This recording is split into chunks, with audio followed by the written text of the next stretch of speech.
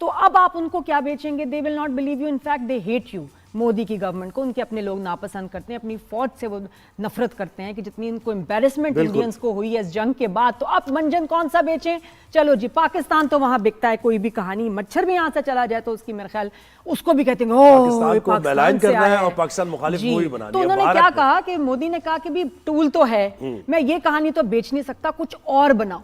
इस बनाए धुरिंदर, जी जनाब, धुरिंदर बना दी उन्होंने, और धुरिंदर में पाकिस्तान दिखाया और लियारी दिखाया और फैक्ट्स को इंतहा से ज्यादा डिस्टॉर्ट कर दिया उन्होंने। न सिर्फ डिस्टॉर्ट किया बल्कि बहुत ही ऑब्जेक्शनेबल चीजें भी दिखाई। हमारे पास जो एंटरटेनमेंट जर्नलिस्ट, फिल्म क्रिटिक गुरु यहाँ मौजूद हैं, तो इनसे पूछेंगे। उमैर अलवी, अस्सलाम वालेकुम। मूवी देखी? देखिए, बहुत हंसी आ रही थी मूवी देख के। वजह उसकी ये थी कि 2007 से 2009 तो हमारे सामने की चीज़ है, और जो कराची में पला बड़ा है रहा है उसको तो आइडिया है ना कि कराची में क्या क्या हुआ है। इन लोगों ने जो रिसर्च की है वो मेरा ख्याल है गूगल पे बैठ के लिखा कि इवेंट्स इन 2007 एंड 2009 उन्होंने फिल्म बना दी ना। उसमें उन्होंने 18 अक्टूबर वाला वाक़या दिखाया जो शरह फेस्टिवल पे ब्लास्ट हुआ, सही है ना। उन्होंने जो है आपका दिसंबर में जो मोहतरमा बिन भुट्टो वाला वाक़या हुआ वो दिखाया ना। उन्होंने ये बताया कि कराची कैसा था, वो एक फैंटेसी उन्होंने अपनी बनाई हुई थी दिमाग में, वही लगाई है कि कराची में 2007 में कितना बड़ा अंडरपास था जिसको हमने भी नहीं देखा, जिसके बाद निकलती एक स्लोप भी है व्हील चेयर वालों के लिए, और उसमें सीढ़ियां भी हैं, पता नहीं कौन सा। कहाँ शूटिंग हुई? देखिए उन्होंने थाईलैंड कोशिश तो की है, थाईलैंड चीट करके थाईलैंड बताया नहीं है, लेकिन वो नजर आ रही है क्योंकि कराची तो नहीं है ऐसा।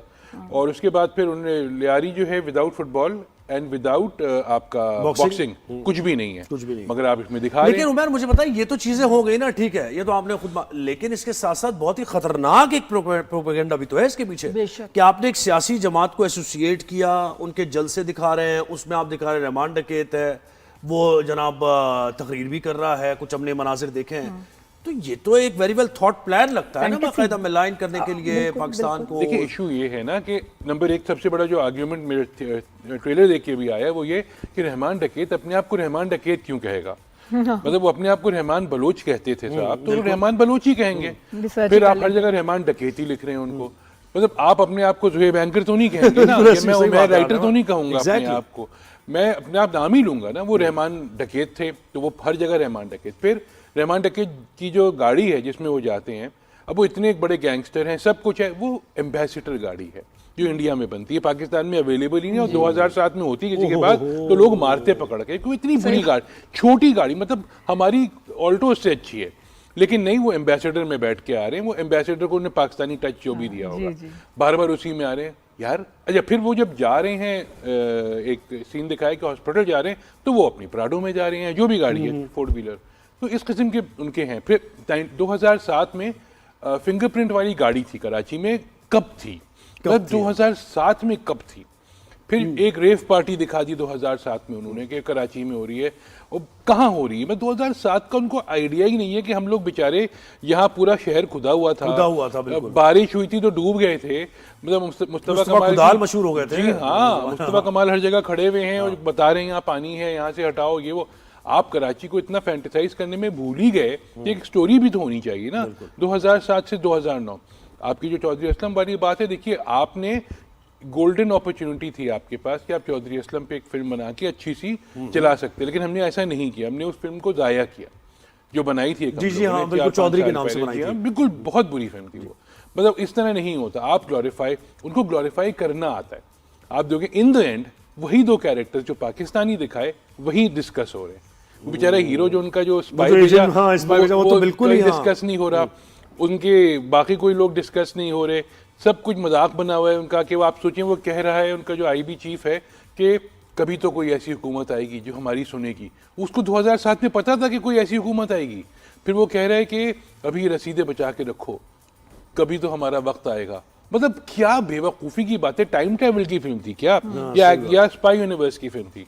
बनी हुई जो है तरीका उनको बनाना आता है, इंडिया को बेचना आता है उनको, ये इसमें कोई डाउट नहीं है, लेकिन थोड़ी अकल भी तो इस्तेमाल करें ना अपनी। जी बिल्कुल। अच्छा, अब एक मैं चीज़ बताऊंगी जिसको आप वायरल करना चाहें तो कर दें, बट इंडिया में एक शख्स ने जिसका ताल्लुक इस फिल्म की प्रोडक्शन से था, उसने अपनी ऑडियो के साथ एक वीडियो बना दी और वो कोई 3 घंटे के अंदर डिलीट कर दी गई। उस वीडियो में क्या है? उस वीडियो में ये बताया उस शख्स ने कि धुरिंदर फिल्म का एक एक पेज, एक एक सीन डायरेक्ट मोदी के पास जाता था फॉर अप्रूवल, और फिर वो चेंजेस करके अपने एक दो लोगों से मशवरा करके जो भी कि क्या डालना चाहता है ये वो वापस भेजता था। एक एक सीन मोदी ने लिखवाया है। और जब ये वीडियो किसी जिस मोदी को तो बोलना नहीं आता वो सीन क्या नहीं, जब वो प्रोडक्शन वाले ने बनाई ना सारा, उसने वीडियो डाल दी, डिलीट क्यों हुई, गायब क्यों कर दिया गया इस वीडियो को? और ये हकीकत है, दैट्स अ फैक्ट। सही बात है। लेकिन उमैर, हम उसी की बात करेंगे। वो तो आप फिल्म को उस हर जाविये से देख रहे हैं ना कि एग्जीक्यूशन क्या थी, उसमें और इसमें एजेंडा क्या था, लेकिन एजेंडा क्या था? हमें ज्यादा एजेंडे की बात कर रही है। देखिए, क्या नजर आया आपको? मैं फर्ज करें खुदा न खास्ता किसी घर में जाके चोरी करूंगा तो जिंदगी भर शक्ल नहीं दिखाऊंगा उसको कि यार उसको पकड़ लेगा या मैं एक्सपोज हो जाऊंगा। आप एक तो दिखा रहे हैं कि हमारा एजेंट है वो पाकिस्तान गया और उसने तबाही मचा दी, मतलब आप एक्सपोज अपने आप को खुद ही कर रहे हैं। आप बता रहे हैं हाँ हम कर रहे हैं, जो हम इतने सालों से कह रहे हैं, जो हम इतने सालों से कह रहे हैं कि बैरूनी हाथ है, बैरूनी हाथ है, आप एडमिट कर रहे हैं स्टेट एक्टर्स, हाँ हमने किया है। फिर आप सबसे आसान जो आपके लिए होता है कि आप कराची को दिखाएं तो वही आदाब जनाब और ये सब है, इसमें थोड़ा कम है, लेकिन सबके लहजे। अब वो जो पॉलिटिशियन दिखाया लियारी का आपने, वो कह रहे एक बात याद रखियो, मतलब वो पॉलिटिशियन लियारी वाला कहेगा बात याद रखियो, फिर वो कह रहे कि छेती छेती आओ, मतलब वो पंजाबी भी बोल रहा है, वो आपका पुराना एक्सेंट वहाँ का भी इस्तेमाल करे इंडिया का, फिर वो आपका उर्दू भी बोल रहा है, मतलब इस तरह तो नहीं है। फिर आप सोचिए कैमरा लगाया हुआ है उन्होंने, कैमरा 2007-2009 में वो मिनिएचर कैमरा कहाँ से ले आए जो छुपा के रखा हुआ है उन्होंने। अच्छा, अजीब मतलब टेक्नोलॉजी तो ऐसी दिखाई है कि वो लेटेस्ट है। फिल्म है 2007 से 2009 और फिर आप ग्लोरीफाई कर रहे हैं उन तो लोगों वो टाइम पीरियड आप दिखा ही नहीं सके हैं, वो चीट ही, क्योंकि फोकस वो नहीं था। See Umair, that was not the purpose. उन्होंने एक अच्छी टाइम पीरियड फिल्म बनाई नहीं, मकसद ही नहीं है, उन्होंने सिर्फ दिखाना था जो उनको इंस्ट्रक्शंस ऊपर से मिल रही हैं। मोदी को इस फिल्म से, इस फैंटेसी फिल्म से क्या फायदा है? देखिए, मोदी को तो जब उनका कोई इलेक्शन होने वाले होते हैं, जब उनकी पॉपुलैरिटी डाउन होने वाली होती है, या तो वो इलेक्शन, या तो वो कोई जंग कर देते हैं, या फिर आपको कोई फिल्म रिलीज हो जाती है, या फिर कोई फिल्म रिलीज होती है वो जंग के ऊपर होती है। बिल्कुल ऐसे। तो इसके अलावा तो कोई काम नहीं है। आप सोचिए, इसी जमाने में पिछले 3 महीने के अंदर जॉरी एलएलबी 3 भी आई जो नेटफ्लिक्स पे है। साफ सुथरी फिल्म, कोई पाकिस्तान को गाली नहीं दी उसमें, फिल्म नहीं चली। थम्मा आई, नहीं फिल्म थी अच्छी, कॉमेडी जो भी है, पाकिस्तान को गाली नहीं दी, नहीं चली। सही है। धुरंधर जैसी वाहियात फिल्म आई तो ये पाकिस्तान को गाली दी, चल गई। एक बात मुझे बताइए कि धुरंधर में जो अक्षय खन्ना का कैरेक्टर है, तो इसको क्या इसके पीछे कोई ये साइंस है कि ठीक है इसको प्रमोट किया जाए, या ये ऑर्गेनिक है? सोशल मीडिया ऑर्गेनिक हमारा वीडियोस प्रॉब्लम तो ये ना, हम इंतजार में बैठे रहते हैं ना, कोई ऐसी चीज है हम वायरल करें। अब वो एनिमल आई थी, उसमें बॉबी देओल को जबरदस्ती का चढ़ा दिया, वो कोई ना ओरिजिनल गाना था, ना कोई ओरिजिनल चीज की थी, लेकिन वो बस हम वायरल तो करना है। हमारे यहाँ 2 दिन की वायरलिटी है, 3 दिन, तीसरे दिन से भूल जाते हैं।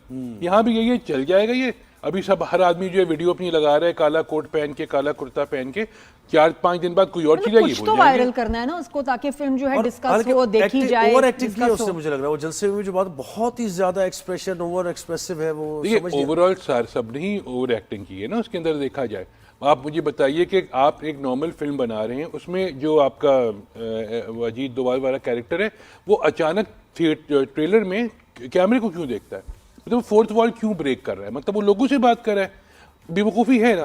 तो इस तरह, और प्लस जब वो आपका 26/11 वाला वाकया हुआ है, हम लोग तो थे, रात के वक्त था, हम लोग जियो में ही थे, तो वहाँ चल रहा था, हमें खुद अफसोस हो रहा था ये क्या हो रहा है। यहाँ दिखाए पाकिस्तानी खुश हो रहे हैं कि हाँ जबरदस्त। उनको ये नहीं याद कि उस दिन चैंपियंस लीग होने वाली थी और आपकी पाकिस्तान से टीम जा रही थी वहाँ पे, जो नहीं गई थी, कि आखिरी दिन, सेम डे की बात है, तो वो खुश हो रहे हैं। फिर उसके बाद एक अचानक उन्होंने एक स्क्रोल दिखाया कि ये डिस्कशन हुआ था उस वक्त किसी की, मतलब जो डॉक्यूमेंट्री में नहीं दिखाते जिस तरह से येलो स्क्रीन कर दी पूरी और डायलॉग्स लिखे हुए आने कि ये बात हुई थी, डॉक्यूमेंट्री में होता है। तो मेरा एंड क्या है, उसका कंक्लूजन क्या है, यानी धुरंधर में क्या दिखाया है? कंक्लूजन ये है कि जो इंडियन स्पाई है वो अचानक से बैठ के अंदर से सब कुछ खराब करे, जितनी बुराई हो रही है, जो कुछ हो रहा है वो सब उसने किया है, सेंटर ऑफ द यूनिवर्स वो है, ठीक है। उसको कुट भी लगी है, पिटा भी है, मार भी खाई है, सब कुछ हुआ है, लेकिन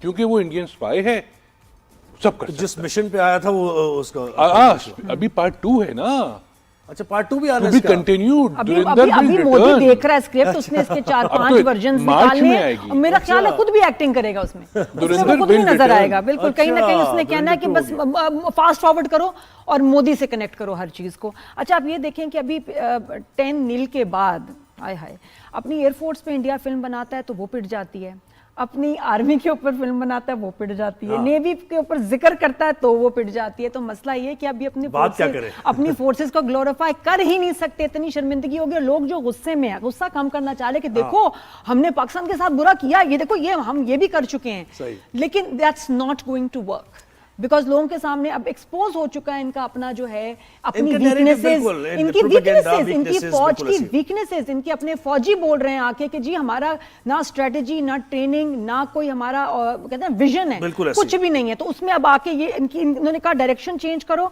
और पाकिस्तान की हिस्ट्री को डिस्टॉर्ट करो, उनके कैरेक्टर्स को डिस्टॉर्ट करके उसमें डाल दो कि नहीं हमने तो ये भी इतना कुछ पाकिस्तान, क्योंकि ये पता है क्या है, ये मेंटल जंग लड़ रहे हैं लोगों को बताने के लिए कि हमने बड़ा डैमेज किया है पाकिस्तान को ख्वाबों में, ख्यालों में। अच्छा मुझे चौधरी असलम के किरदार से बता ले, वो कैसा ग्रे किरदार है या कोई हीरो है या फिर वो विलन है, क्या दिखाया उसको? एक तो नंबर 1 वो स्पेशल अपीयरेंस है, ठीक है, स्पेशल अपीयरेंस, वो स्पेशल अपीयरेंस है, लिखा हुआ है उसमें। किसकी? चौधरी असलम, संजय दत्त। हाँ, क्योंकि देखिए स्टार्ट में रणवीर सिंह का नाम आया, फिर अक्षय खन्ना का आया, special appearance by Sanjay Dutt, ठीक है।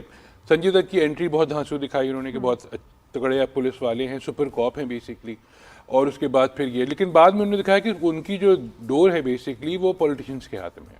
अच्छा। आपने ये दिखा दिया, मतलब आपने ये दिखा दिया कि ये बस ऐसे ही है, ये हम इसको चला रहे हैं। कुछ भी नहीं है। संजय दत्त की डोर आज भी पॉलिटिशियंस के ही उनके हाथ में, पॉलिटिसाइज है सारा मामला, इनके पुलिस भी और सारी अगर ये थोड़ी सी पुरानी वीडियोस देख लेते तो कभी चौधरी असलम ने बुलेट प्रूफ वेस्ट नहीं पहनी।